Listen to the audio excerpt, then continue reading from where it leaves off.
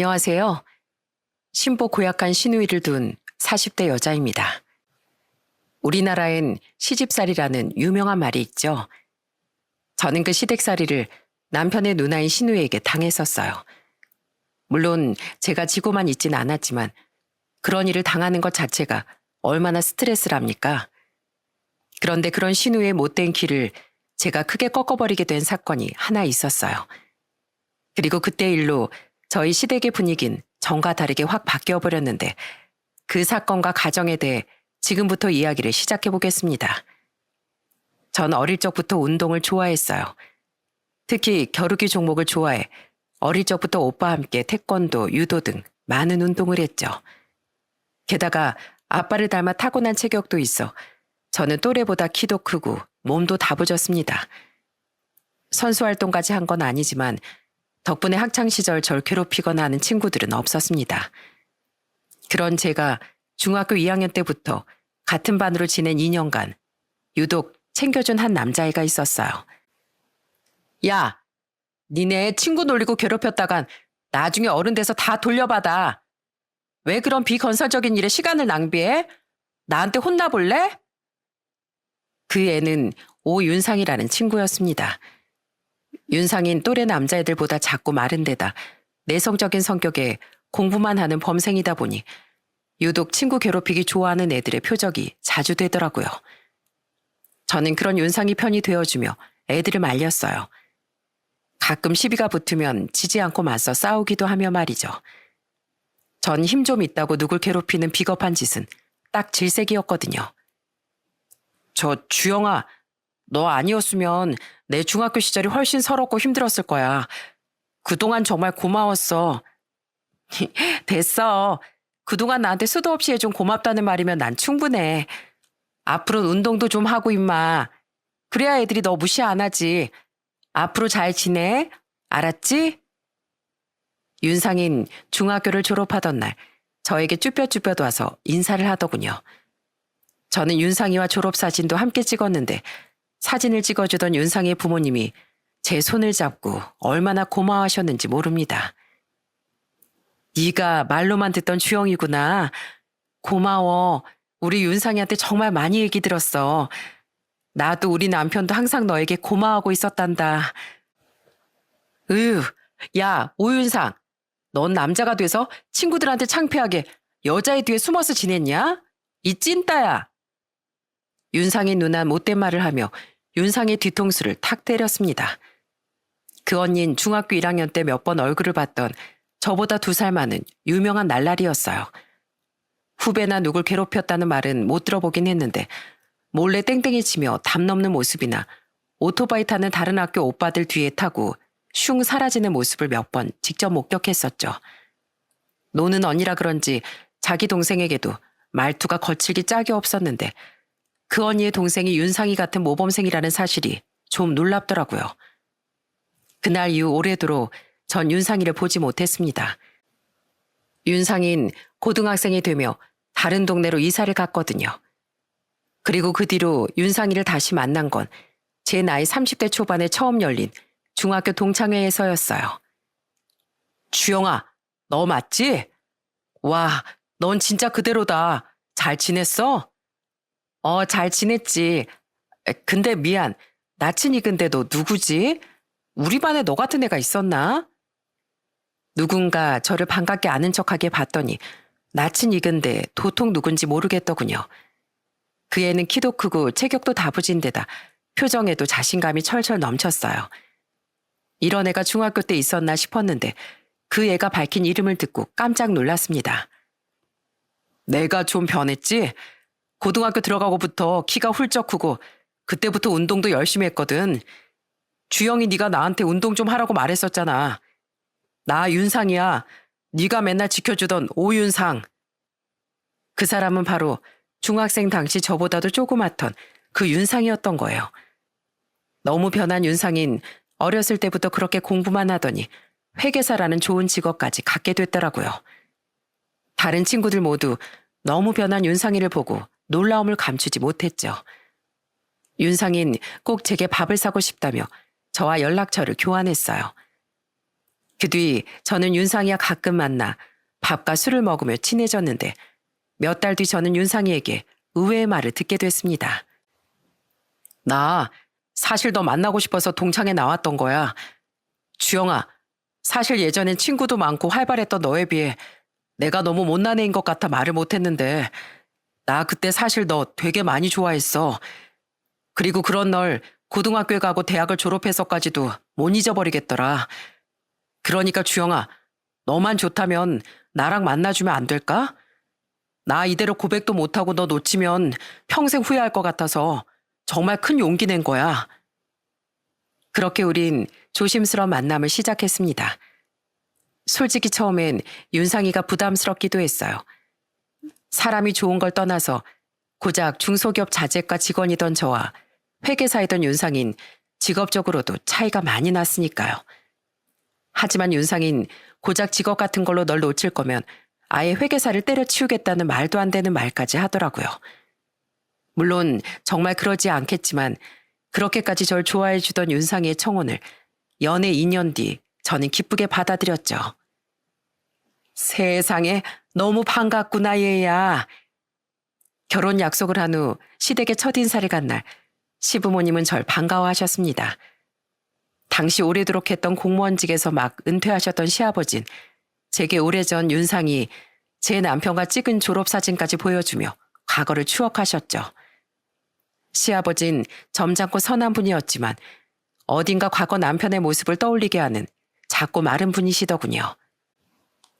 이 양반 호들갑은 그러게 우리가 결국 가족이 될 인연이었네. 환영한다 주영아. 우리 앞으로 잘 지내보자꾸나. 반면 시어머니는 시아버지보다 덩치도 크고 인상도 강렬하셨어요. 중학교 졸업식 때야 잠깐 뵀던 거라 잘 기억이 안 났었는데 그때 보니 두 분은 마치 남녀가 바뀐 듯한 인상이었죠. 솔직히 그때 저를 너무 환영해주던 시아버지와 달리 시어머니는 절 그렇게까지 탐탁하게 여긴 것 같진 않더군요. 그래, 지금은 중소기업에 다니고 있다고? 하고 제게 묻는 모습에서 제 직업이 마음에 차지 않는 것 같다는 인상이 풀풀 풍겼거든요.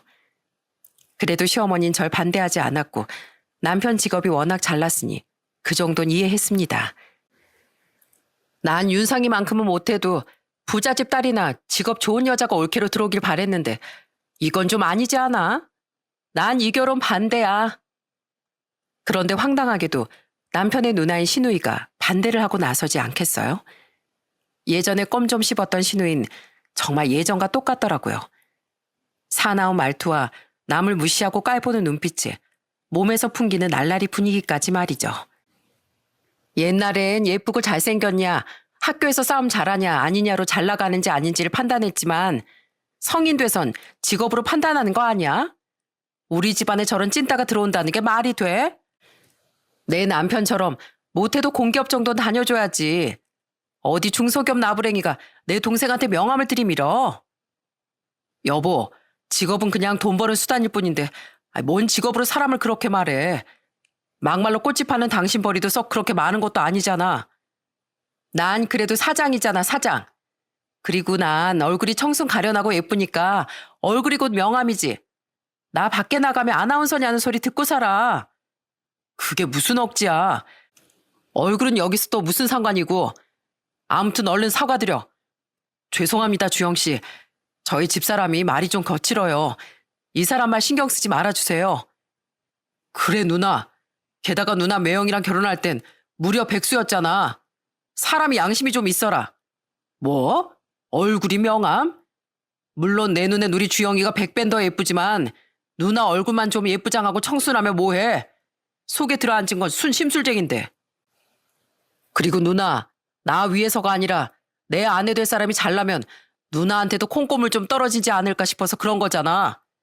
누나 딸한테 부끄럽지도 않아? 이 나이에 찐따가 뭐야, 찐따가. 철 좀 들어, 제발. 난 눈에 흙이 들어가도 주영이랑 무조건 결혼할 거고 누나 의견 같은 건 하나도 안 중요해. 앞으로 우리 주영이한테 또 그런 소리 하기만 해. 어린 시절과 하나도 달라진 것이 없는 신우이가 어떻게 그런 사람을 만났는지 모를 정도로 심해부는 순하고 좋은 사람이었어요. 심해부는 그 자리에서 신우이를 타박하며 제게 사과를 하더군요. 시누이 말이 너무 기분 나쁘고 황당했지만 그래도 어찌저찌 그날 일을 넘기고 저는 결혼을 할 수 있었습니다. 그 자리에서 시누이에게 화를 내며 극구 사과해 주신 시아버지와 노발대발하고 난리가 났었던 남편을 보고 말이죠. 게다가 그때 시어머니 또한 이건 애초에 네가 억지 쓴다고 이겨먹을 수 있는 일이 아니야.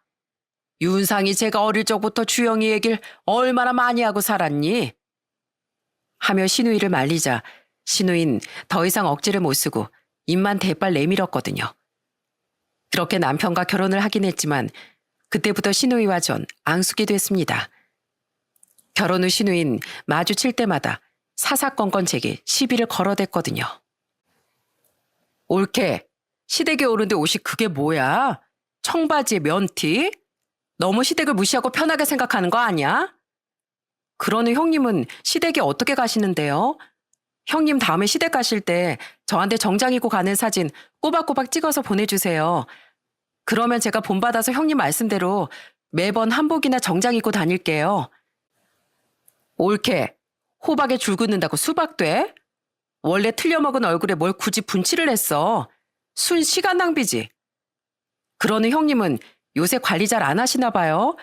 눈가에 주름이 자글자글해졌는데요. 뭐? 야, 나 이거 나름대로 피부과 가서 엄청 관리받고 리프팅도 하는 거거든? 세월은 어쩔 수 없는 거야. 그런 거 가지고 지적하는 거 진짜 못된 거라고. 제 말이요, 형님. 역지사지 해보니까 이제 외모 지적이 얼마나 기분 나쁜 일인지 아시겠죠? 이제 몸소 느끼셨으니까 앞으로는 외모로 지적하지 마세요. 하지만 신우의 시비는 저에게 아무런 타격도 주지 못했어요. 그런 말도 안 되는 억지에 당할 제가 아니었으니까요. 그렇게 단순 지적이나 시비로 제게 상대가 되지 않으니 신우인 이젠 제게 신우이라는 위치를 이용해 시짜짓을 하려고 들더라고요. 국이 짜네 어쩌네 하는 트집을 잡으며 말이죠. 옳게 우리 엄마 물잔 피웠잖아.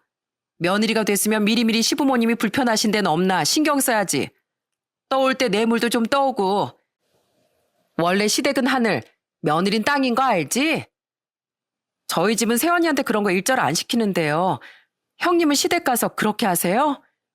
다 같은 사람인데 왜 시댁이 하늘이고 며느리가 땅이에요?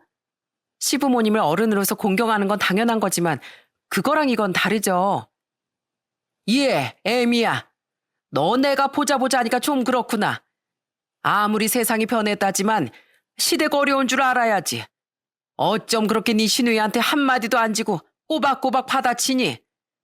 나 땐 그런 거 상상도 못했어. 내가 너 직장 별로라고 반대를 한 번 하긴 했니? 허리로 널 한 번 무시하긴 했니? 난 좋은 시엠이 돼주려고 노력하고 있는데 그럼 너도 좋은 며느리가 되려고 노력 정도는 해야 하는 거 아니냐? 시누이보단 덜했지만 직접 겪어보니 시어머니는 시누이와 굉장히 쿵짝이 잘 맞는 분이더군요. 목소리 큰 사람이 무조건 이기는 거라고 생각했던 시어머니는 드센 시누이와 함께 집에서 대장 노릇을 하며 살았다고 하더라고요. 시어머니는 어디서 지고는 못 사는 데다 자기가 애지중지 기른 자식들이 세상에서 최고인 줄 알았던 분이라 제가 시누이에게 따박따박 맞서는 모습이 못마땅했던 겁니다. 여보, 애미 말이 맞아. 게다가 애미가 우리한테 얼마나 잘해. 애경이가 하도 억질 쓰니까 애미도 화가 나서 그러는 걸. 당신이 애경이 편을 들어주면 안 되지. 아, 시끄러워. 당신 아빠라는 사람이 딸 편을 들어줘야지. 그리고 이젠 백수인 양반이 집에서 밥도 못 얻어먹고 살고 싶으면 어디 또 내 말에 토 달아봐. 성정은 선했지만 심약하신 시아버진 제 편을 들어주려다가도 항상 시어머니에게 기가 꺾이셨어요. 게다가 은퇴 후엔 더더욱 시어머니에게 꽉 틀어잡혀 사시곤 했죠. 그나마 시댁에서 시어머니와 시누에게 목소리를 키우던 건 남편뿐이었어요. 근데 어머님, 그럼 형님도 며느리니까 시댁에서 시부모님께 물 떠다 바치고 땅인 양 납작 엎드려서 지내신다는 건데 속상하지 않으세요? 전 가족인 형님이 그렇게 산다고 생각하면 너무 속상한데 고모부, 정말 우리 형님 시댁에서 그런 취급받으면서 사세요? 아닙니다. 저희 부모님은 며느리를 오히려 어려워해서 집사람한테 집안일을 일절 안 시키려고 하시는데요. 매형 말 들었지, 누나? 누나가 말한 며느리 노릇 시댁에서 전혀 안 하면서 왜 우리 집사람한테만 억지를 써? 설사 누나가 그렇게 산다고 한들 난 우리 애들 엄마 절대 그런 시집살이 당하게 할 생각 전혀 없어. 그리고 어머니도 누나 편을 들어줄 걸 들어줘야죠. 요즘 세상에 며느리 이런 식으로 시집살이 시키는 거 사람들이 알면 어머니 손가락질 당해요. 남편은 제 편을 들며 시누이와 시어머니에게 버럭 화를 냈습니다. 그렇게 시매부도 남편도 소심하게나마 시아버지까지 맞는 말로 우리 편을 들자 시누이와 시모의 얼굴이 벌개지더군요. 시어머니는 괜히 시누이에게 짜증을 냈어요. 네 편 들어줄래도 너네 죄미한테 상대가 안 된다. 아니 나도 더 이상 네 편 들어주기 힘드니까 너도 작작해. 나까지 너 때문에 괜히 민망해지잖아. 시누이 때문에 항상 착한 시매부만 제게 죄인이 되었습니다. 그렇게 시누이로 인해 짜증도 나고 스트레스도 받긴 했지만 어차피 자주 보는 사이도 아니니 참을만 했어요. 또한 시어머니 목소리가 크고 좀 아집이 있는 분이긴 했지만 시아버지를 찍어 누르거나 시누이 편을 들 때가 아니면 저와의 관계는 무난한 편이었죠. 무엇보다 자식 사랑이 지극한 분이었기에 시어머니는 손주인 우리 아들, 딸도 많이 예뻐하셨습니다. 때문에 서운한 마음을 참고 시어머니와는 적당히 잘 지낼 수 있었던 거예요. 죄송한데 장인어른 장모님, 저 더 이상은 이런 여자랑 도저히 못 살겠습니다. 그런데 제가 결혼한 지 7년이 지났던 해, 이번엔 시모마저 시누이를 감싸줄 수 없을 만한 큰 사건이 생겼어요. 시매부는 시누이를 시댁으로 끌고 와 이혼을 선언했습니다. 마침 시댁에 놀러가 밥을 먹고 있던 저와 남편도 그 광경을 목격하게 되고 말았죠. 그런데 그 이혼 사유라는 것이 무려 바람이었던 겁니다. 시누이는 펑펑 울며 시매부에게 용서를 빌었지만 어림도 없었어요. 그 착하고 순했던 시매부는 완전히 눈이 돌아서 시누이를 매몰차게 팽개쳐버렸죠. 제가 그동안 우리 애를 생각해서 이 사람 참을 만큼 참아준 거 다들 아시죠? 그동안 말씀은 못 드렸지만 이 사람 사치도 툭하면 숙취가 있다 피곤하다 하면서 경제생활 소홀히 한 것도 정말 참기 힘들었어요. 그래도 어떻게든 가정을 지키려고 애쓰던 절 이 사람은 처참하게 배신한 거라고요. 여보, 나 잠깐 그냥 놀기만 했던 거야. 한 번만 봐줘. 엄마, 김서방한테 뭐라고 좀 해봐. 사람이 어떻게 평생 한 사람만 보고 살아. 한 번씩 이렇게 실수할 수도 있지. 나 한 번만 봐주라고 말 좀 해봐. 김서방, 자네도 알지 않는가? 우리 애경이가 원래 좀 철이 없는 거. 2번 다시 안 그런다고 했으니까 이번 한 번만 딱 봐주면 안 되겠나? 어머니, 어떻게 매형한테 그런 잔인한 소리 하세요? 어머니도 아들 둔 엄마로서 매형한테 그런 부탁은 하시면 안 되죠. 아이고, 내 속이 뒤집어져. 그래, 나도 그냥 말이나 해봤지만 더 이상 애경이 네 편은 못 들어주겠다. 이런 걸 대체 어떻게 감싸줘? 아휴, 내가 너 때문에 못 산다. 정말 못 살아. 시어머니는 도움을 요청한 시누이의 편을 들어주려 시도는 했지만 제 남편이 화를 내자 결국 시누이의 등짝을 마구 내려치셨습니다. 아무리 자기 자식이 최고인 분이라지만 바람만은 도저히 감싸줄 수가 없었던 거죠. 시어머니는 배신감에 눈물을 펑펑 흘리던 시매부에게 시아버지와 함께 사과를 하셨어요. 그렇게 시누이는 착하고 좋은 사람이었던 시매부에게 조카의 양육권도 빼앗긴 채 이혼을 당했습니다. 시누이는 시매부에게 위자료까지 줘야 했고 바람났었던 그놈은 시매부에게 위자료를 뜯긴 것에 대해 분해하며 곧장 시누이를 차버렸다고 하더군요. 감히 날 이렇게 뻥 차버렸다 이거지? 알았어, 두고 봐. 그놈 보란 듯이 아주 잘 살 테니까. 시누이는 따로 집을 구해 살기 시작했습니다. 이혼으로 힘들어하던 것도 잠시 시누이는 이내 신나게 싱글 라이프를 즐기기 시작하더군요. 별로 반성하는 것 같지도 않고 딸인 시조카를 한번 보러도 가지 않는 시누이를 보니 차라리 이혼을 한 게 시매부에게 다행이라는 생각까지 들더라고요. 시누이에 비해 시매부는 너무 아까운 사람이었으니까요. 형님 이번 명절에 아예 안 오신대요? 그래. 맨날 무슨 동호회다 모임이다 다 참석하고 다니면서 무슨 싱글 라이프인지 뭔지 즐기느라 바쁜 것 같더라. 어제도 술을 잔뜩 먹었다고 이참에 명절 연휴에 그냥 푹 쉬겠대. 에휴, 그리고 풀이 죽어서 사는 것보단 그게 낫지. 근데 그렇게 돈 쓰고 다니면서 형님 예슬이 양육비 보내고 계신데요? 이혼하고 생전에 한번 안 보러 가는 앤데 양육비라고 보냈겠니? 안 보내는 것 같더라. 그렇다고 애미 너 애경이한테 잔소리할 생각 말거라. 가뜩이나 이혼당하고 위자료도 줘서 마음 상하고 돈도 없을 건데 괜히 애 더 속상하게 만들지 말고. 신우인 밖에서 노느라 바빠 이혼 전보다 시댁에 오는 횟수가 현저하게 적어졌습니다. 어쩔 땐 명절에도 오지 않아 그만큼 전 신우이와 마주칠 일이 적어졌어요. 그건 솔직히 편했지만 약속된 양육비까지 보내지 않는다는 건 못마땅하더군요. 바람을 피워서 애 가슴에 대못을 박았으면 적어도 부모된 최소한의 도린 해야 하는 거 아닌가요? 그치만 그런 일로 연락해서 신우이와 다투기엔 저도 피곤했고 굳이 과한 일인 것 같아 그냥 지켜만 봤죠. 그런데 신우이가 이혼한 지 3년 뒤 신우이의 못난 행동을 더는 지켜만 볼 수 없게 된 사건이 일어나고 말았어요.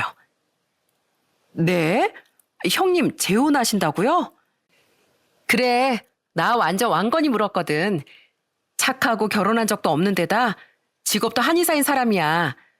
나 그 사람이랑 이번이야말로 제대로 된 새 출발할 거야. 어느 날 신우인 저희 집에 찾아와 재혼 선언을 했습니다. 들어보니 성격도 직업도 좋은 사람인 것 같던데 정말 대단하지 않나요?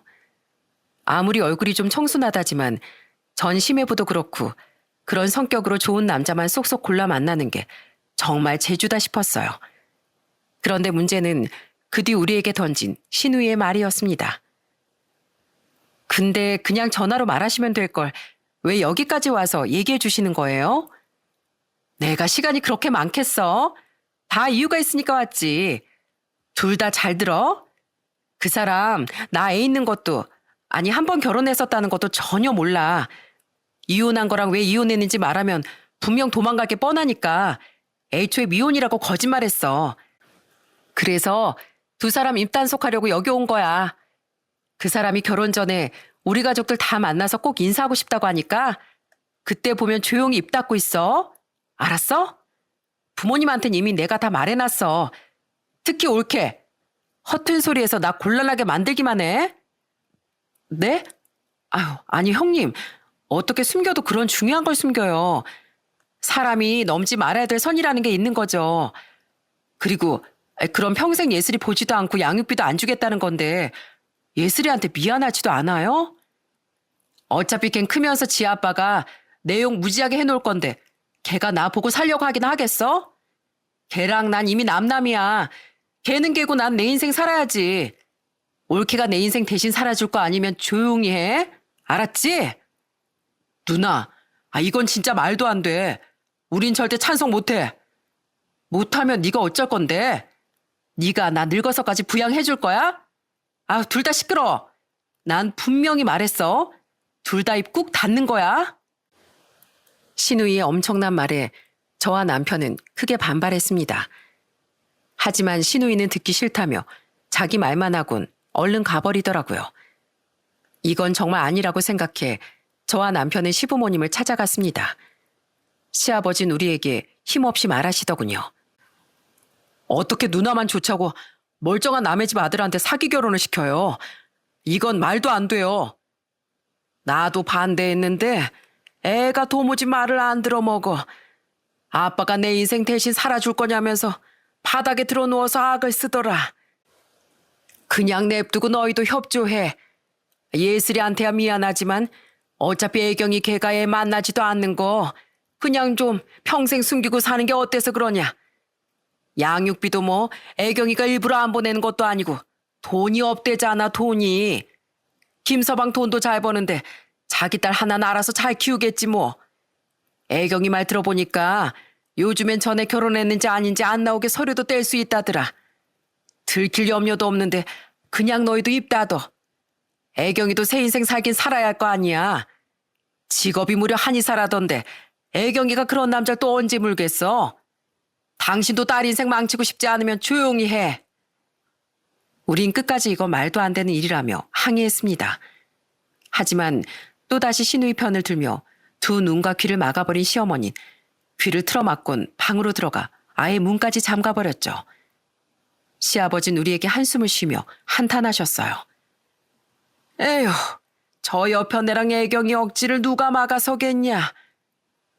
하지만 저와 남편은 끝까지 신우이의 재혼을 찬성하지 않았습니다. 그런데 신우이는 얼마 뒤 명절에 우리에게 이런 방구도 없이 그 남자를 시댁으로 데려오더라고요.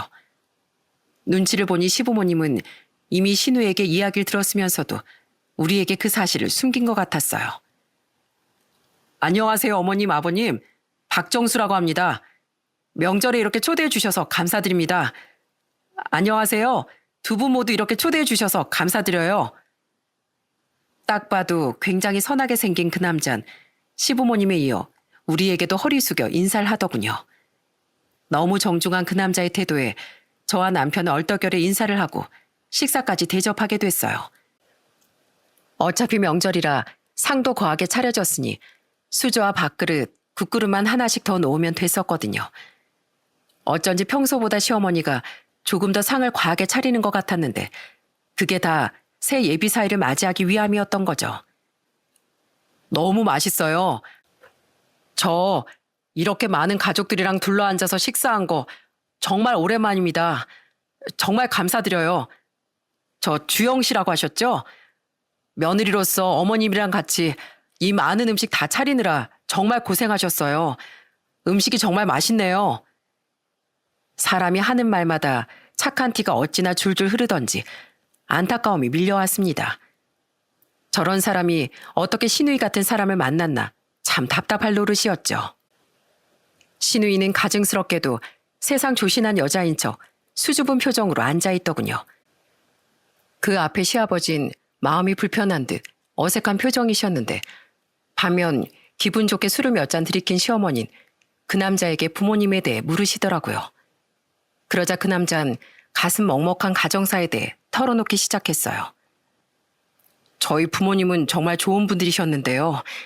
제가 9살 때 사고로 한날 한시에 돌아가셨어요. 그때부터 전 할아버지 할머니 손에 자랐습니다. 저희 할아버지는 다리 한쪽이 선천적으로 불편하셨는데 그 몸으로 폐질 2역할을 끌며 평생 절 키워주셨고요. 할머니는 작은 식당을 하셨는데 저 하나 공부시키겠다고 정말 새벽부터 밤까지 장사를 하셨어요. 두 분 덕분에 제가 한의대에 가고 한의사까지 될 수 있었던 거죠. 그런 두 분께 정말 오래오래 효도하고 싶었는데 저한테 두 분은 그런 기회도 제대로 안 주시더라고요. 제가 30대 초반이던 때 두 분 다 인연간격으로 세상을 떠나셨거든요. 마지막까지 혼자 남을 저만 걱정하시면서요.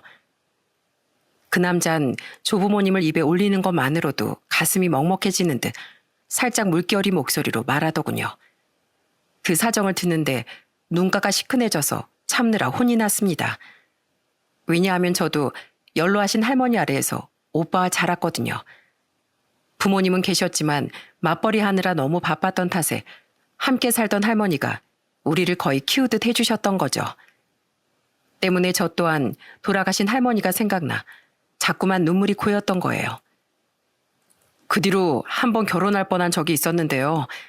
그 사람 집에서 절 크게 반대했었어요.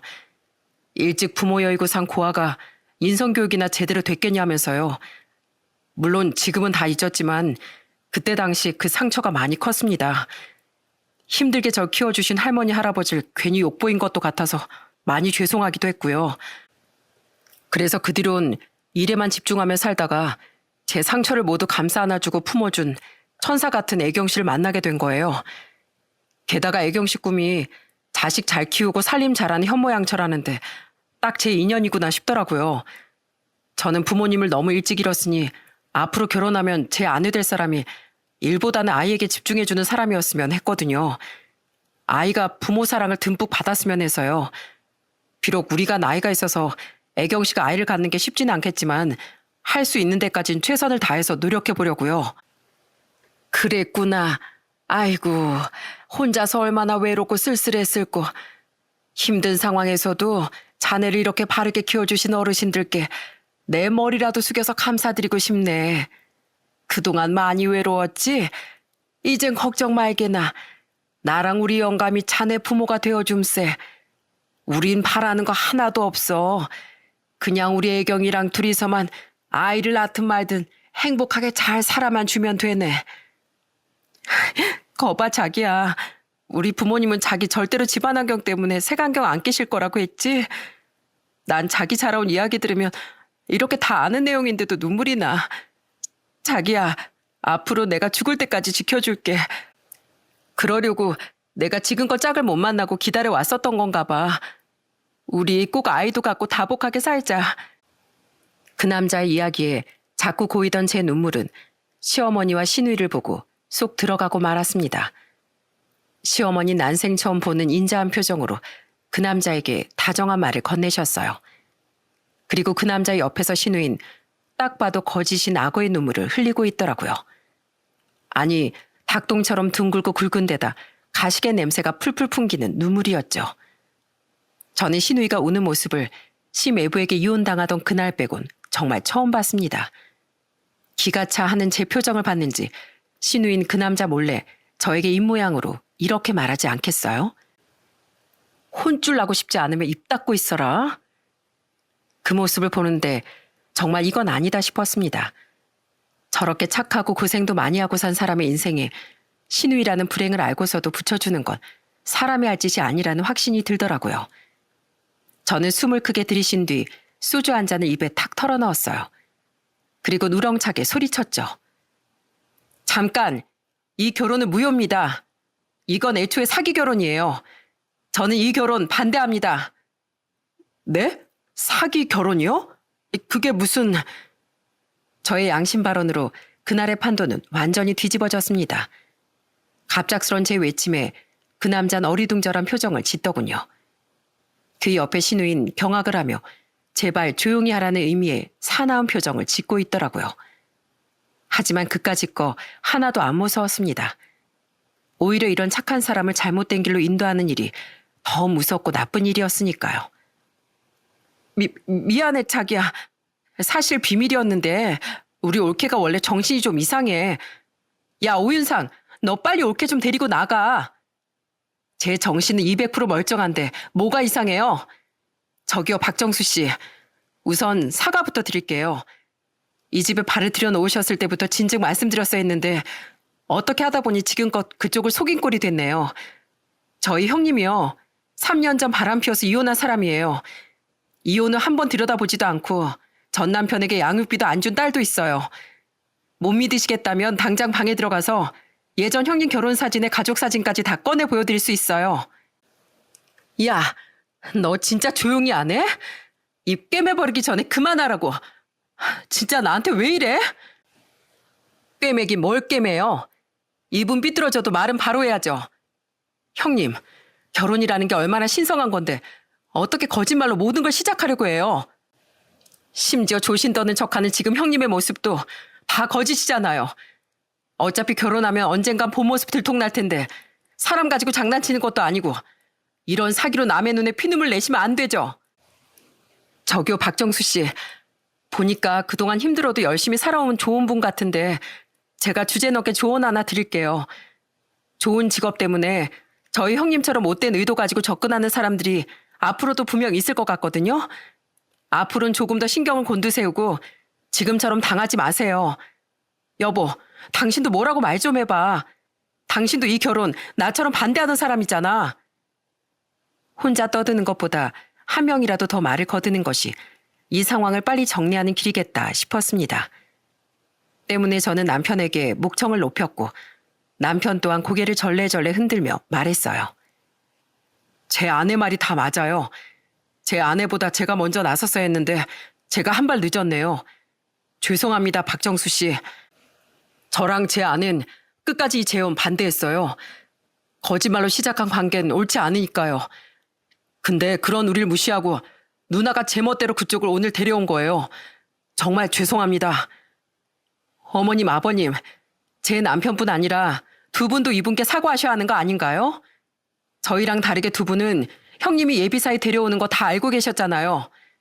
아버님, 평생 나라일 하시던 분으로서 이런 일은 나서서 더 거세게 반대하셨어야죠. 아무리 어머니께 항상 지고 사신다고 한들 아닌 건 아니라고 하셨어야죠. 이건 아버님뿐 아니라 가족 모두의 얼굴에 먹칠을 하는 일이라고요. 다음으로 제가 화를 낸 대상은 시부모님이었습니다. 저는 그쯤이라도 시부모님이 잘못을 인정하고 그 남자에게 사과하시길 바랬어요. 잘못이 더 커지기 전에 말이죠. 그러자 식사 내내 거의 체한 표정이었던 시아버진 크게 한숨을 쉰 뒤 진심으로 사과를 하시더라고요. 그래, 네 말이 맞다. 내가 아무리 이 여편네 귀에 눌려 살았어도 이런 말도 안 되는 일은 끝까지 반대했어야 했는데 내가 잠깐 정신이 나갔었나 보다. 저기 정수군, 미안하네. 내가 가장으로서 애초에 이런 일이 안 생기게 만들었어야 했는데 내가 너무 한심한 인간이었어. 그리고 이 모든 게 애초에 자식 교육을 잘못 시킨 내 탓이네. 이 결혼은 애초부터 말이 안 됐어. 없던 일로 하고 얼른 내 딸이랑도 헤어지게. 그게 맞아. 아이고, 우리 딸 재혼이 완전히 엎어지게 생겼네. 예경아, 너 우선 정수군 좀 데리고 나가봐라. 어? 둘이 나가서 따로 얘기 좀 해. 그래, 자기야. 우리 일단 나가자. 어? 나도 나름대로 사정이 있었는데 내가 나가서 다 설명할게. 그 와중에 시어머니는 끝까지 신우이를 위해 그 남자를 잡으려 하더군요. 시어머니의 말에 힘입어 신우이는 그 남자의 손을 잡고 애걸복걸했죠. 하지만 그 남자는 싸늘한 표정으로 신우이의 손을 뿌리쳤어요. 그리고 이어진 그 남자의 행동에 굉장히 놀랐습니다. 그 상황에 욕짓거리를 해도 모자랄 판에 그 남자는 제게 허리 숙여 정중히 감사 인사부터 했거든요. 감사합니다. 그 어렵다는 시댁에서 이런 일을 자처하는 일이 어려우셨을 텐데 절 위해 양심 고백을 해주셔서요. 그쪽 말대로 정말 세상이 무섭다는 걸 오늘 깨달았네요. 앞으로는 정신 바짝 차리고 주의하면서 살겠습니다. 아니에요. 오히려 제가 너무너무 죄송하죠. 자기야, 아니 정수 씨, 지금 뭐 하는 거야? 설마 나랑 정말 이대로 끝내려고? 내가 결혼하려고 했던 건 누구보다 마음 따뜻하고 고든 여자였어. 근데 사실 그런 여잔 처음부터 없었던 거잖아. 모든 게 거짓투성인 사람과 내가 어떻게 결혼을 할 수가 있겠어? 하지만 애초에 사람을 잘못 본 내 잘못도 있으니까 내 입 아프게 심한 말 하거나 하진 않을게. 앞으로 내 눈앞에 나타나지 말아줘. 덕분에 인생 공부 잘했어. 흥분을 애써 내리누르고 끝까지 침착하고 정중했던 그 남자의 모습에 감탄까지 나왔습니다. 그 남잔 사들고 온 선물을 조용히 챙긴 후 시댁을 나가버렸어요. 현관문이 닫히는 소리가 들릴 때 보니 신우이의 표정은 정말 가관이었죠. 얼굴이 불그락푸르락해진 신우인 저에게 몸을 획 돌려 난리를 치기 시작했습니다. 야, 너 진짜 미쳤어? 네가 뭔데 내 인생을 망쳐? 너 진짜 내 손에 혼나볼래? 누나, 지금 감히 우리 집사람한테 무슨 소리야? 말 가려서 못해? 여보, 오늘 일은 내가 해결할게. 형님은 뭔데 남의 인생을 망치려고 들어요? 다른 사람이 형님 인생 윤택하게 만들어주는 도구인 줄 알아요? 남자 꼬시는 재주까진 인정해요. 만약 저분이 형님 과거를 다 알고서도 결혼한다고 했으면 전 그래도 축하해줬을 거예요. 근데 이건 순 거짓말로 뒤덮인 결혼이었잖아요. 내가 누구랑 어떤 식으로 결혼을 하든 그러니까 네가 무슨 상관이냐고. 내가 왕년에 누구였는지 알아? 너 진짜 오늘 한판 붙어볼래? 한심하게도 신우인 아직도 자신이 중학생인 줄 아는지 제게 힘을 과시하려고 들더군요. 아직도 저런 한심하고 잘못된 생각에 빠져 아나 무인으로 다른 사람 인생까지 아무렇지도 않게 망치려고 드는 신우일. 이대로 두고 봐선 안 되겠다는 생각이 들었습니다. 엄한 다른 피해자가 생기기 전에 제가 한번 혼쭐을 내서 길을 콱 꺾어놔야겠다고 생각했어요. 때문에 저는 신우에게 화를 내던 남편을 막아서고 신우를 계속해서 혼쭐 내줬죠. 자꾸 너 거릴래 너? 어디서 계속 그따위 하대질이야? 난 뭐 반말 못해서 안 하는 줄 알아? 네가 왕년에 뭔데? 난 왕년이 아니라 지금까지도 힘하면 안 지는 사람이야. 태권도, 유도, 무에타이, 복싱까지 내가 다 섭렵한 사람이야. 내가 힘자랑을 못해서 여태껏 형님하고 대우해 준 줄 알아? 어디 계급장 떼고 한번 붙어봐? 무슨 신우이가 벼슬인 줄 알아? 사람이 대우해 줄 때 알아서 선을 지킬 줄 알아야지. 그리고 자기 인생 귀하면 남의 인생도 귀하게 여길 줄 알아야 되는 거야. 너 도저히 안 되겠어. 너 앞으로 다른 사람한테 피해주면서 가족들 얼굴에 먹칠하고 다니면 내가 가만 안 놔둘 줄 알아. 가만 안 두면 어떡할 건데? 보여줘? 따라 나와 볼래? 아니, 말이 그렇다는 거지. 무섭게 갑자기 왜 그래, 옳게. 엄마, 옳게 좀 엄마가 혼내줘봐. 완전히 지금 눈 뒤집혔어. 완전히 강약 약강인 신우인 그제야 주춤했습니다. 애초에 제게 해보지도 못할 신우이라는 자신의 입장만 믿고 그동안 큰 소리를 뻥뻥 쳐댔던 거죠. 그리고 저는 신우이 대신 제게 역정을 내려던 시모의 말도 가로막고 더 큰 목소리로 소리쳤어요. 예, 너 지금 우리 애경이 재혼도 파탄낸 마당에 이제 네 신우이한테 야너거리니? 어디서 감히 계급장을 떼내 어쩌냐면 으름장을. 제가 뭐요? 잘못을 했으면 야 너를 하든 계급장을 떼든 해서라도 혼을 내줘야죠. 어머님, 형님이 저렇게 된 건 애초에 어머님이 자꾸 감싸주셔서예요. 사람이 누울 자리를 보고 발을 뻗는다고 어머님이 지금 잘하는 행동이라고 생각하세요? 예, 너 지금 시애미한테. 네, 지금 어머님한테 소리치고 있어요. 저도요, 목소리 크게 낼 줄 알아요. 근데 그동안 그래도 어른이니까 제가 참고 배려해드린 거죠. 어머님, 무조건 목소리 키워서 이겨먹는 게 장땡이 아니라 옳은 논리로 이기는 게 진정한 승리 아니겠어요? 앞으로 어머님이 이렇게 옳지 못한 말씀하시면 저도 더 크게 소리 질러서 어머니 막을 거예요. 그게 싫으시면 제가 이기지 못할 옳은 언행으로 제 입을 다물게 하세요. 어머님 행동은 형님을 앞으로 더 망쳐만 놓을 거니까 저 그 꼴 더는 두고 못 봅니다. 시어머니 또한 결국 허차 하는 추임새만 낼 뿐 제게 더 이상 아무 말도 못했습니다. 목소리 큰 사람이 장땡이라고 생각하는 시어머니에게 논리로 누르고 목소리까지 키우는 건 아주 효과적인 방법이었던 거죠. 결국 그 일로 신우인 파혼 아닌 파혼을 했고 그 뒤 시댁의 분위기는 완전히 뒤바뀌었습니다. 신우인 저한테 제대로 혼쭐 난 기억 때문인지 이후 저에게 함부로 하지 못했어요. 괜히 제가 한 음식을 먹고 입술이라도 뒤틀리는 것 같으면 제가 먼저 쏘아붙였죠. 왜요? 짜요? 물 좀 부어드려요?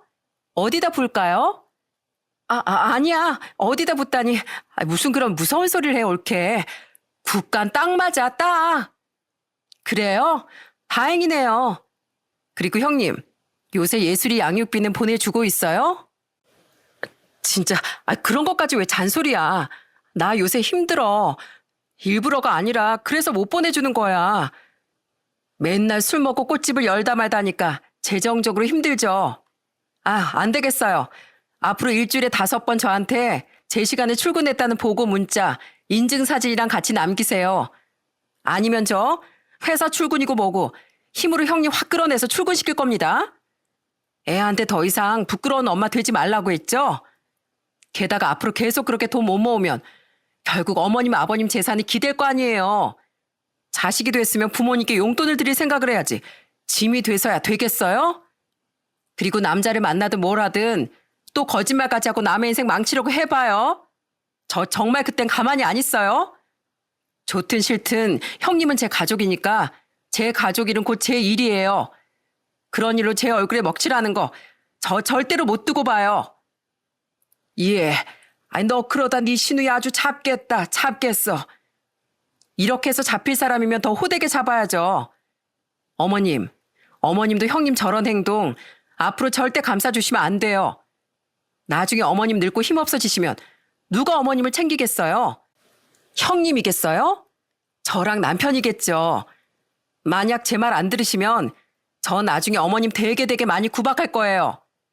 반찬도 어머님 싫어하는 생선만 올려드리고 고기는 안 드리고 미역국에 어머님 좋아하는 소고기 말고 홍합 같은 거 잔뜩 넣어드릴 거라고요.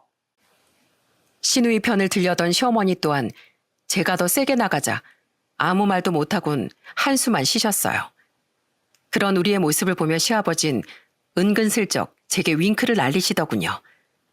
또한 남편은 이제야 집이 좀 제대로 돌아가는 것 같다며 제게 고마워했는데 한 번은 웃으며 이렇게 말하기도 했죠.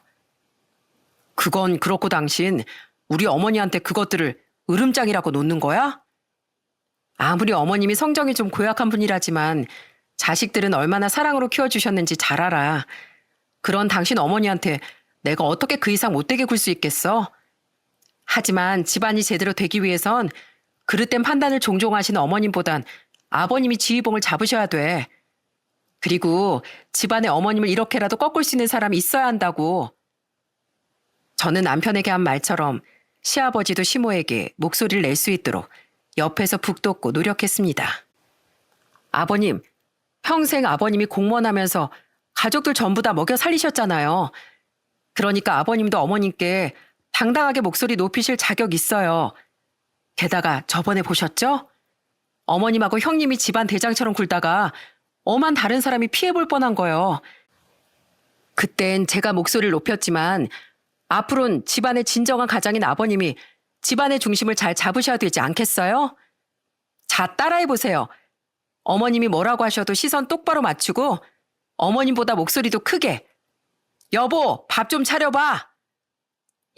여보, 밥 좀 차려봐. 줄래?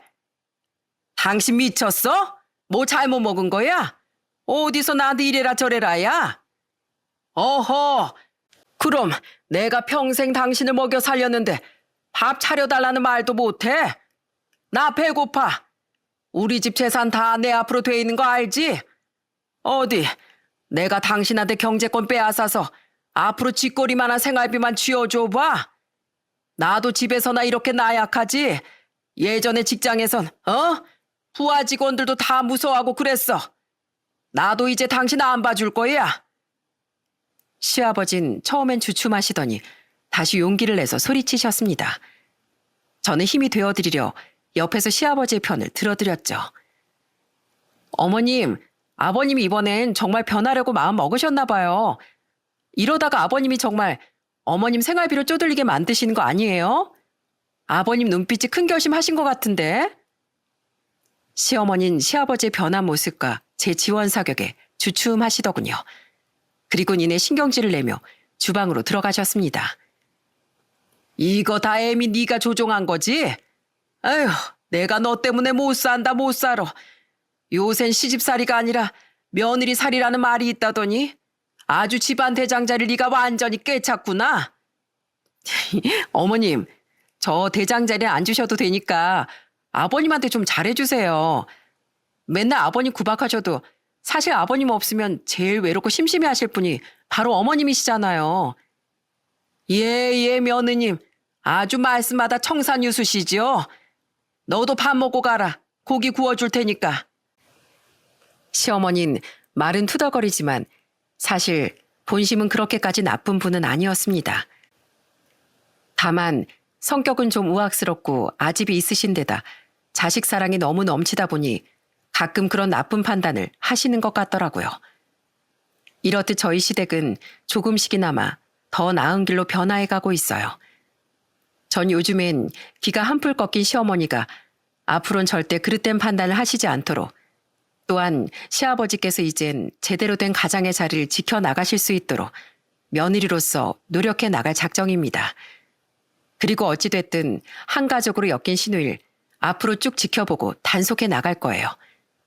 미운 가족도 결국은 내 가족이니 적어도 남에게 못된 짓은 못하고 살아가게끔 말이죠. 그게 가족으로서의 의무 아니겠어요? 그런 제 노력이 효과가 있었던 건지 요즘 시누인 제 눈치를 봐가며 조금씩 양육비를 보내고 있습니다. 별거 아닌 것 같지만 그것으로 인해 엄마에게 상처를 받은 시조카가 조금이나마 마음의 위안을 받았으면 해요. 미꾸라지 한 마리가 맑은 물을 흐리는 법이라지만 때론 작은 촛불 하나가 넓은 방을 빛으로 메우기도 하죠. 저는 이처럼 미꾸라지가 아닌 밝은 촛불이 되어 앞으로 시댁을 옳은 길로 이끌어 나가고 싶습니다. 부디 여러분께서도 가족이 잘못된 길을 가고 있다면 뒷덜미를 잡아서라도 제대로 된 길로 이끌어 가시길 바랍니다. 물론 세상엔 뜻대로 되지 않는 사람도 있는 법이지만 무작정 포기하는 것보단 시도라도 해보는 것이 여러분의 마음을 조금이나마 편하게 만들어줄 테니까요. 미워도 하는 수 없이 가족은 가족이잖아요. 제 사연은 여기까지입니다. 마지막으로 저희 시누이가 조금이나마 철든 어른이 되길 바라며 전 이만 여기서 인사드릴게요. 감사합니다.